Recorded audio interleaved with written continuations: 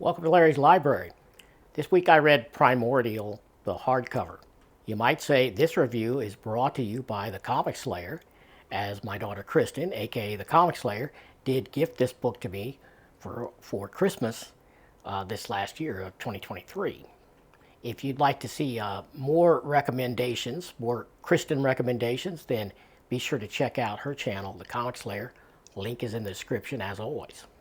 So this hardcover is 172 pages. It's by Image. The MSRP on it is $24.99. And as of right now, you can still get this at InStockTrades.com for $14.49. So this appears maybe to be an evergreen. I don't know. Because it's been out for over a year now, probably going on 2 years, and still available. So as I like to say, don't be a chump and pay cover price. But if you have to, this book is worth it. Spoiler. It's really not much of a spoiler if you've been watching this channel very long because, I do not review books that I don't like, basically. Because generally speaking, I'm pretty good at picking stuff I do like. And Kristen is pretty good by and large, and my wife and anyone else who would buy me a gift are pretty good at also, if they don't go by the list that I give them, and I am a list giver, then they're usually pretty accurate on picking something that they know I will like. So, I have read books that don't make the grade, but they generally don't make it to the library, and they don't stay in the library, and I don't waste the effort to do a review and bring it to the channel. So, there you go. So, this is a standard size hardcover, and unfortunately, the art is spectacular. So, again, I kind of lament that this is not a oversized hardcover, which I think it deserves. This one is another sci-fi book written by Jeff Lemire.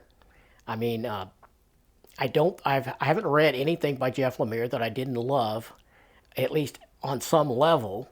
He is an extraordinary writer, and he just keeps churning stuff out. Now, when you say churning stuff out, you think, oh, wow, that doesn't sound good. But yet somehow he puts stuff out at such a crazy rate, and it's all high quality. I don't know how he does it, but he does. And the art on this one is by Andrea Sorrentino. I believe that's correct pronunciation. And Jeff Lemire has done other stuff with him, among them, of course, being Gideon Falls, which I also loved. I'll try to put a link to that up above and down below. You know how to do that. You know how to look for those. I did do a review of that book as well. Loved it too. So this collects the 2021 6-issue limited series into one volume. But the thing is about a lot of these modern writers like Jeff Lemire it reads so well in the amount of pages that he's using here that even when it's collected, it doesn't feel like a collection. It effectively reads as an original graphic novel, so you can certainly think of it that way, because you won't be able to tell the difference, really. The chapter breaks are not obvious issues, when you read it. It just seems like one continuous story. And the original graphic novel is the format I prefer anymore. I grew up with all the, month-to-month Marvel comics, obviously. I've been reading those for a lifetime. But, in my old age, I guess you might say, I prefer a nice one-and-done original graphic novel. That's kind of my preference. So this story is about, where do I begin? It starts out retelling real-world history, where in the late 50s, Russia sent up, I believe it was Sputnik 2, and it had on board this cute little doggy. I think his name was Laika, might be the pronunciation. And then a couple years later, in 1959, if I remember right, America sent up a rocket with two little monkeys, a squirrel monkey, and I forget what the other kind of monkey was, but a larger monkey, maybe a chimp, might have been a chimp.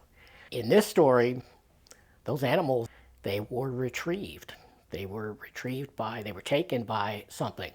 Some sort of alien presence did take them. And to reveal more than that would be giving you a huge spoiler that I'm not going to do, because I don't do that on this channel. At least that's my goal, is to be as spoiler free as possible while still giving you a good look at the art, in the form of the high resolution scans and giving you my thoughts on the book, and then finally a star rating at the end.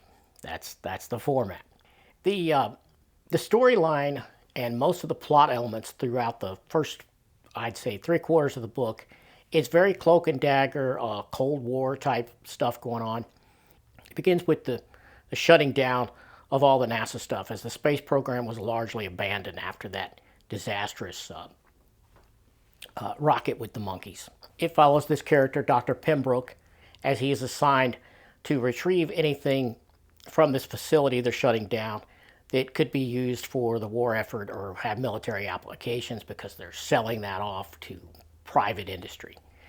And what he uncovers is evidence that that the rocket did not well, it exploded, but the monkeys did not perish, that their heartbeat continued after the rocket failure. He finds logs and things that suggest that. And then you get into, like I said, a very cloak and dagger, Cold War type espionage deal. And it's very reminiscent. I mean, the setting is older. This is the 60s, I think, by then. But the way it's presented very much reminded me of the X-Files, and I'm a huge X-Files fan, so that was right in my wheelhouse, and I really love that. And the Sorrentino art, as usual, is just spectacular. It is fantastic, and he has a knack for going from some hyper-realistic, but yet minimalist at the same time, almost black and white at times, and going from that to brilliant color and a dazzling sort of psychedelic, I don't know, strangeness, where he presents these cosmic episodes and these things that happen that you can't quite explain. It's very dreamlike, and the imagery is just stunning. It's very hard to describe, much easier to show in the scans. And that's, unfortunately, the problem with the book, too, because while I enjoyed the entire ride, I felt like the ending did not land on solid ground. No pun intended. If you've read this, you know what I mean. But yeah, you're wanting a payoff that you're not going to get, because it has a fantastic plot, really great characters that you care about. All that's done very well, but you're wanting a payoff at the end. And while the book does have certainly does have an ending, there is very much a conclusion that's set in our time even. But explaining that ending to someone is, well, kind of impossible. And having read it and enjoyed it, I still don't know exactly what the hell happened at the end. So that's something I plan to discuss with my daughter, Kristen, and see if she can tell me precisely what that ending means. Now, it could be that Jeff Lemire and Sorrentino want that ending to be open-ended, and they want you, the reader, to decide for yourself what it means, what the implications are, because they're certainly not telling you in detail.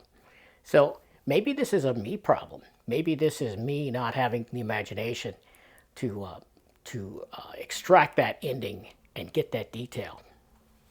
But I don't know. I always felt like I had a pretty damn good imagination, and I'm still not sure exactly what happened. You know, now I won't compare it to Lost ending, the Lost TV series, which I dearly loved, but that ending did not land well. That ending was not thought out. So I'm not going to put it at that level. It's not nearly that bad, believe me. This, I feel like he knew the ending at the beginning, whereas with Lost, it's a fact that those writers had no idea where they were going with this. I mean, they've admitted in interviews since that they didn't know how to wrap up the show. They didn't know what those things meant, and they just kind of threw a bunch of stuff at a wall and see what would stick. And then they just decided on an ending at the last minute. That's not what happened here, I don't think. I think maybe it went over my head. Maybe I'm just not getting it, you know. I mean, I have some ideas, I have some theories, but I would have liked more detail on that ending. But other than that, it's perfect. That's why this thing gets a 9 out of 10 for me. It's so close to being a perfect OGN, original graphic novel, in my mind anyway, even though it is a collection of sorts of 6 single issues. But yeah, I think the ending could have landed a little better. But other than that, This thing is awesome. And you may love the ending. Let me know in the comments down below what you thought of the ending to this if you read it. But yeah, other than that, I love the thing. And so that's why it is 9 out of 10 for me. And I hope you like taking a look at it. And let's discuss it down in the comments if you've read this. And subscribe if you haven't already. And give me a thumbs up if you like this. And I'm going to see you next time.